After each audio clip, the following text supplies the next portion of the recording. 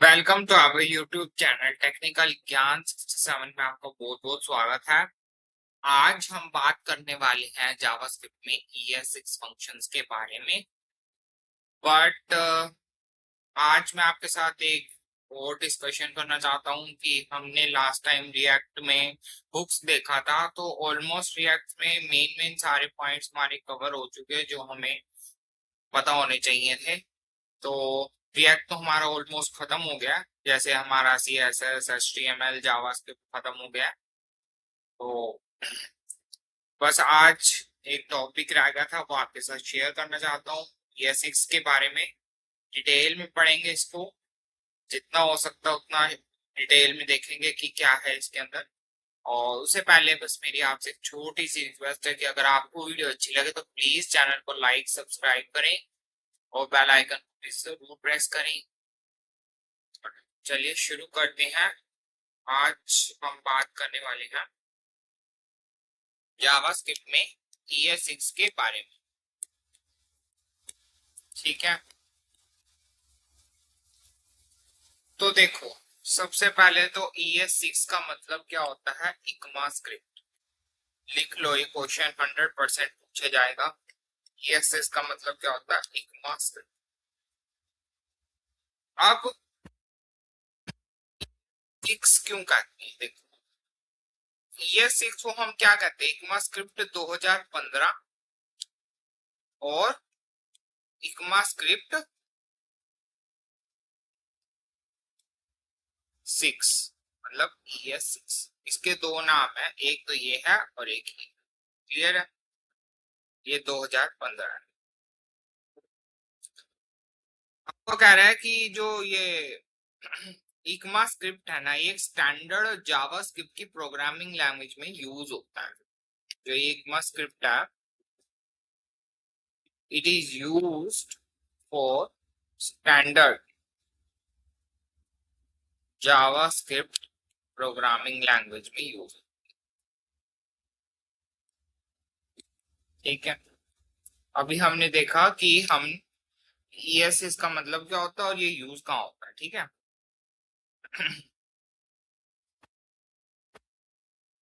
अब देखो इसके अंदर, अब जो हम पढ़ रहे हैं ES6 का टॉपिक है, इसके अंदर अब हमारे पास आता है लेट। इसके अंदर अब हमारे पास आता है लेट। लेट का मतलब क्या होता है, लेट एक, लेट को ना हम यूज करते हैं। लेट जैसे तीन तरह के होते हैं, लेट, वैर और कॉन्स्ट। ठीक है, तो वो ये कह रहे हैं कि जो लेट होता है ना, लेट को हम यूज करते हैं डिक्लेयर करने के लिए किसी भी वेरिएबल को, टू डिक्लेयर दी वेरिएबल। इनको भी हम यूज करते हैं, बट डिफरेंस है इनके अंदर, वो मैं आपको बताऊंगा। ठीक है,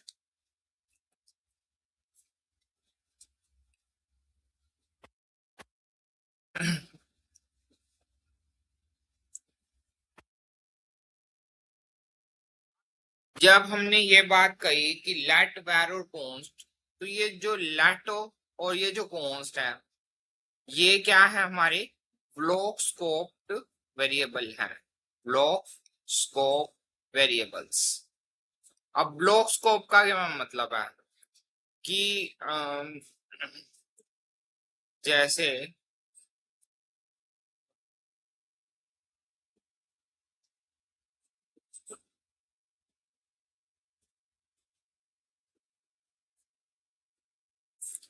ब्लॉक स्कोप का क्या मतलब है कि जैसे मान लो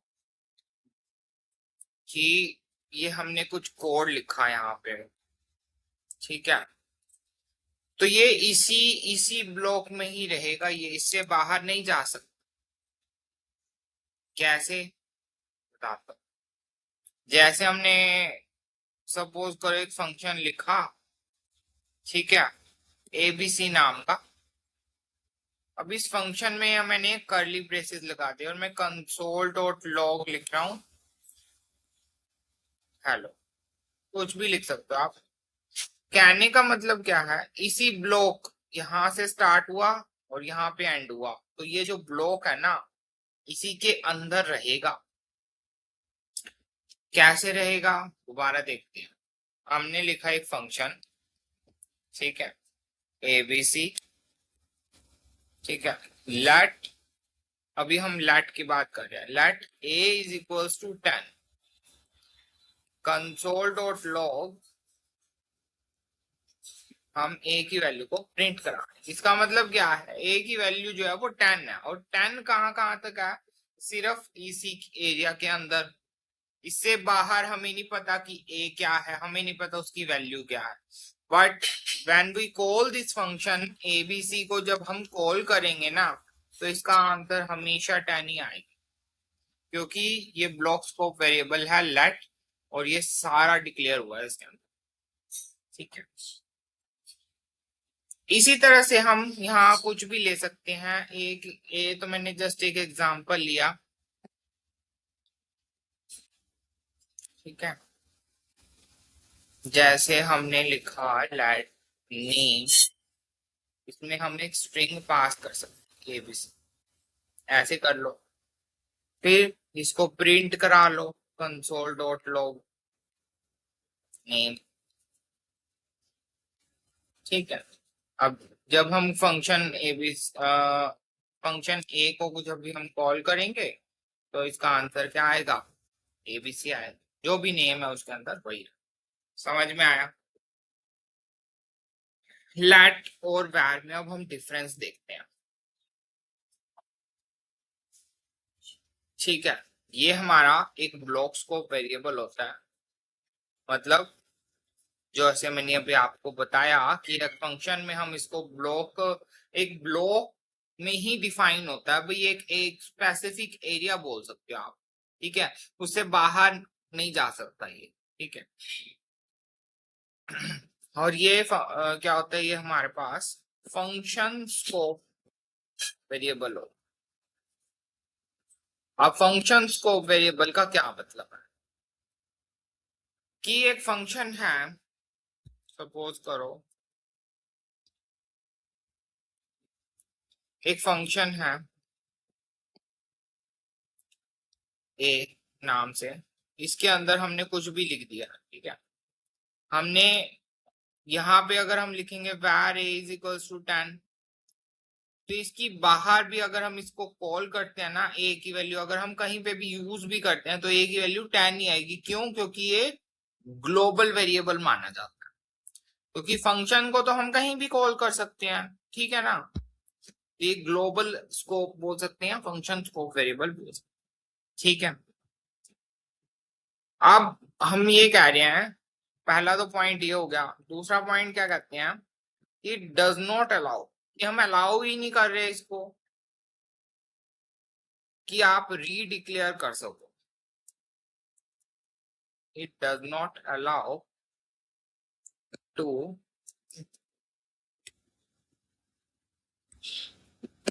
रीडिक्लेयर, कि हम दोबारा से डिक्लेयर नहीं करते इसको वेरिएबल्स को, हाँ? मतलब एक बार अगर हमने डिक्लेयर कर दिया तो हम दोबारा नहीं कर सकते, ये क्या कहता है, it allows to redeclare, allows to redeclare कर सकते हैं इसमें।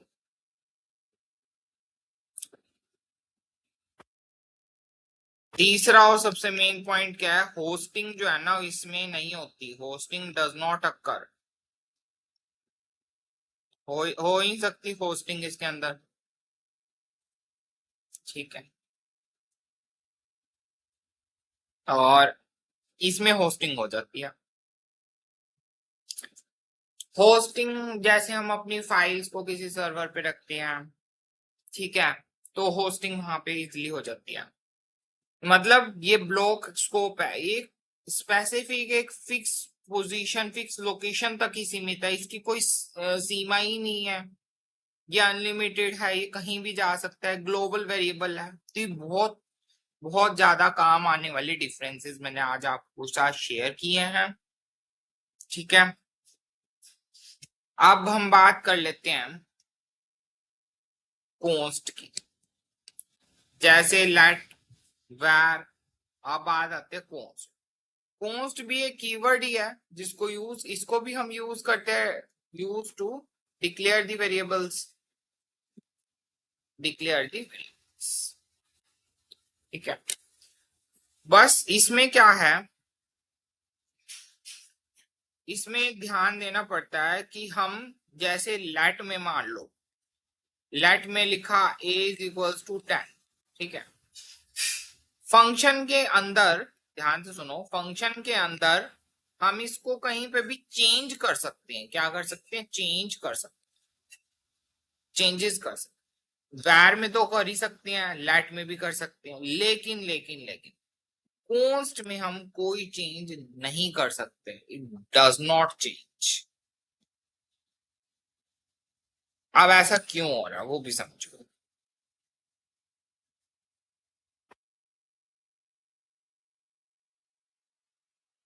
कॉन्स्ट का मतलब क्या है? कांस्टेंट। और कांस्टेंट का मतलब क्या है कि जो चीज फिक्स हो चुकी है वो चीज चेंज नहीं हो सकती।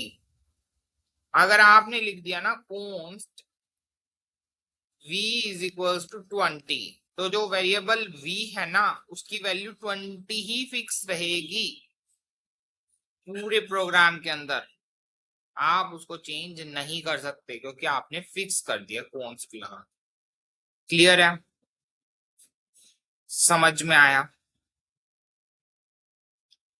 अब हमने बात करी थी अपने कोर्स के अंदर, जब भी हम कोड सीख रहे थे तो एरो फंक्शन की हमने बात करी। ठीक है, ये जो साइन है इसको क्या बोलते हैं? एरो।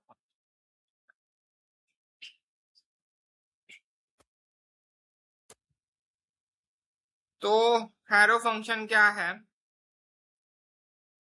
हमें बार बार लिखने की जरूरत नहीं है कि ये फंक्शन है, ये है, वो है, तो हम अपना टाइम को बचाते हैं।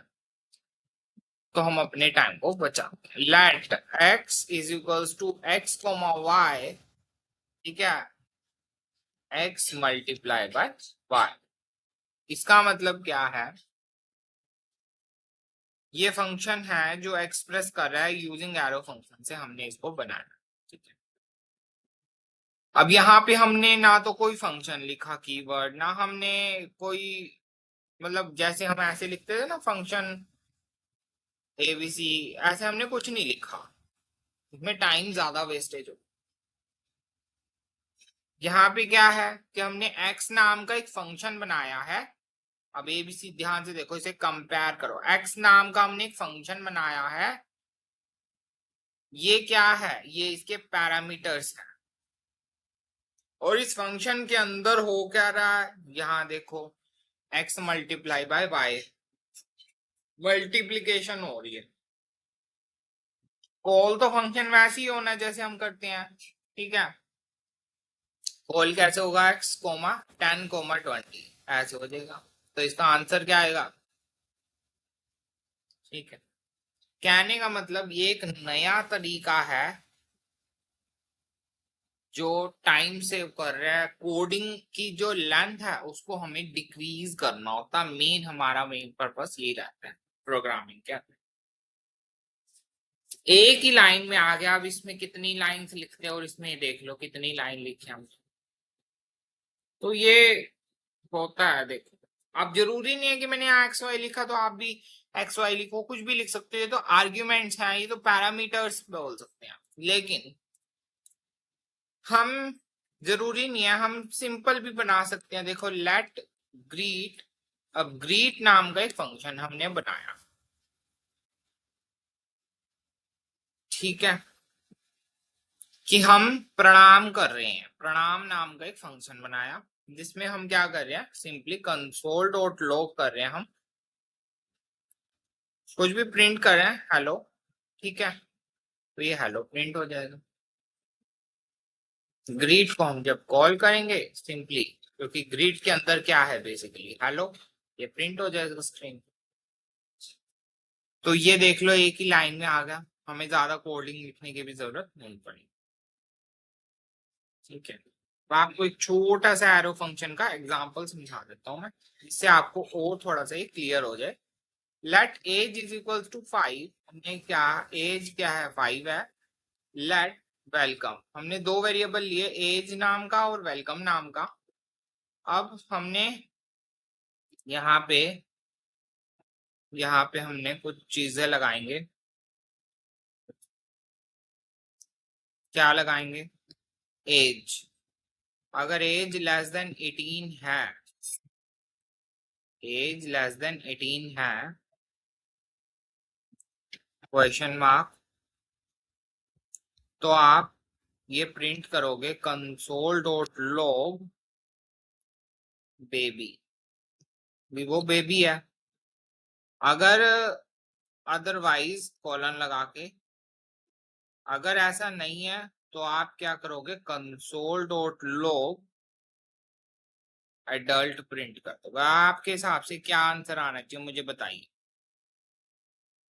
बताओ। अगर एज 5 है, वेलकम नाम का एक वेरिएबल में हमने कंडीशनल ऑपरेटर लगा रखा है, एज लेस देन 18 है, ये मेरे पे थोड़ा सा स्पेस नहीं है इसलिए एज लेस देन 18 है, question mark, colon, console dot log कि वो बेबी है, अदरवाइज कॉलन कि वो एडल्ट। तो आप समझ सकते हो एज स्मॉल है तो आंसर क्या आएगा, बेबी आएगा।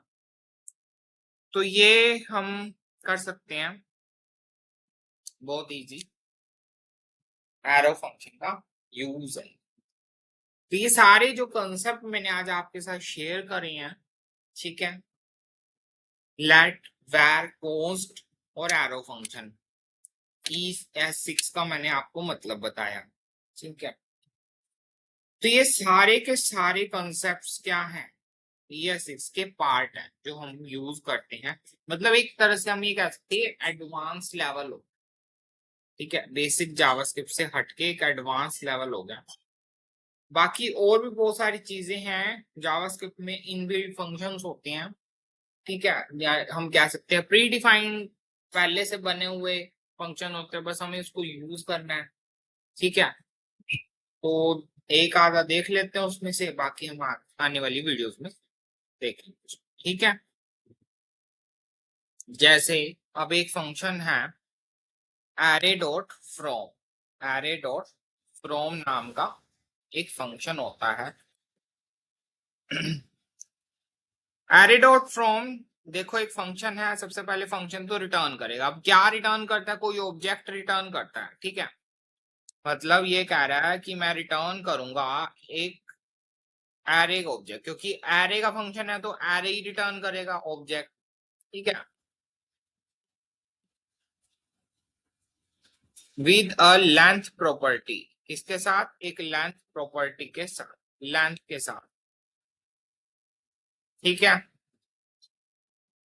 या कोई आइटरेबल, मतलब आइटरेबल ऑब्जेक्ट, मतलब जो चेंज हो रहा है बार बार, या तो उस चीज को रिटर्न करो या फिर लेंथ को रिटर्न करेगा। तो हम मतलब इसको कैसे लिख सकते हैं वो देख लेते हैं। जैसे मान लो एक एग्जांपल लेते हैं, पोस्ट माई एरे, मेरे एरे नाम का एक फंक्शन है भाई, और इसमें हमने लगा दिया एरे डॉट फ्रॉम, ठीक है। अब इसके अंदर हमने लिख दिया एबीसी, सपोज करो एबीसी लिख दिया, ठीक है। अब ये क्या कह रहे हैं कि यहाँ पे हमने लिखा document dot gate elements, element by ID demo के इनर HTML में क्या प्रिंट होना चाहिए, माई एरे। अब आप पूछोगे कि सर यहाँ पे तो डेमो नाम का कुछ है ही नहीं, तो वो हम HTML में क्रिएट कर सकते हैं बहुत इजी, पैराग्राफ या कुछ भी हम डिव ले लेंगे, उसकी आईडी ले ली हमने डेमो, सिंपली पी के अंदर हम प्रिंट कर देंगे उसको। कहने का मतलब क्या है कि हम इसको, अब ये क्या है, ये रिटर्न ही करेगा, सिंपली ये प्रिंट ही करेगा जो भी हमने लिखा है। सिंपली ये कैसे प्रिंट करेगा वो मेन है, ए कॉमा बी कॉमा सी, इस तरह से इसका आंसर है। क्लियर है?